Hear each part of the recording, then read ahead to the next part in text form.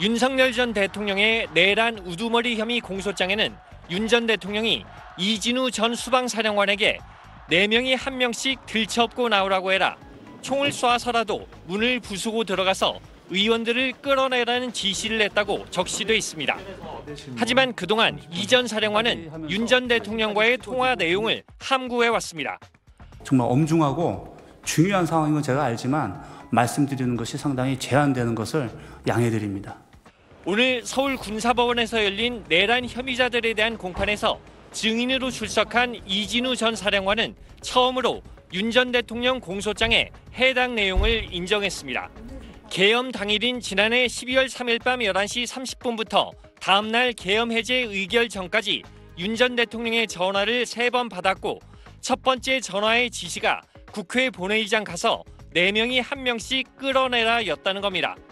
다만 끌어낼 대상은 의원이 아니라 국회에 무단 침입한 사람이라고 생각했다고 덧붙였습니다. 세 번째 통화에서는 윤 전 대통령이 문을 부수고 끄집어내라고 지시했고 머릿속이 하얘졌다고 이 전 사령관은 증언했습니다. 이 전 사령관의 부관 오상배 대위도 지난 12일 서울중앙지법에 출석해 윤 전 대통령과 이 전 사령관의 통화를 옆에서 들었다며 같은 취지의 증언을 했습니다. 윤 전 대통령 측은 오 대위가 윤 전 대통령과 직접 통화한 적이 없다며 신빙성이 없다고 주장했지만 오늘 이 전 사령관의 증언으로 윤 전 대통령 측의 반박 논리는 힘을 잃을 전망입니다. SBS 안정식입니다. 군복 차림으로 출석한 이진우 전 수도방위 사령관. 국회 측 신문이 시작되기 전에 형사재판이 진행 중이라는 점을 들어 증언 거부 의사부터 밝혔습니다. 공소 제기된 상황에서 오늘 이 자리에서 정말 엄중하고 중요한 상황인 건 제가 알지만 말씀드리는 것이 상당히 제한되는 것을 양해드립니다.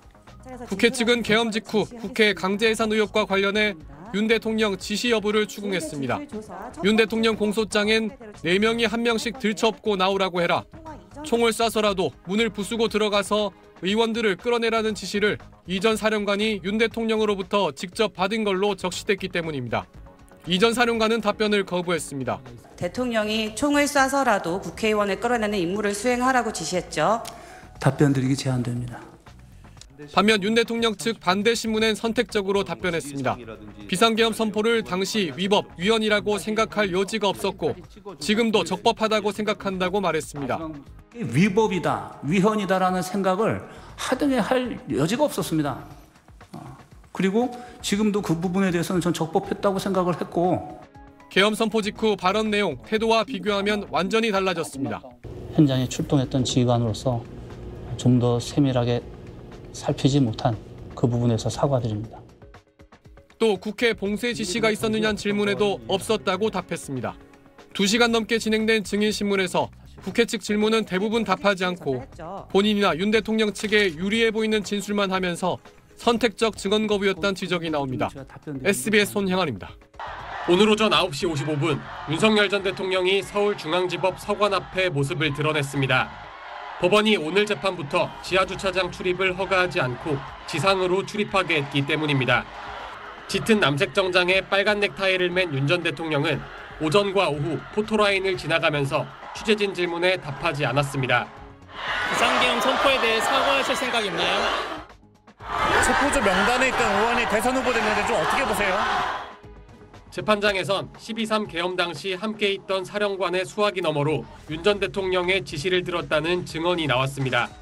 이진우 전 수방사령관의 부관이던 오상배 대위는 윤 전 대통령이 총을 쏘고 문을 부수고 들어가 국회의원들을 끌어내라는 취지로 말한 걸 들었다고 증언했습니다.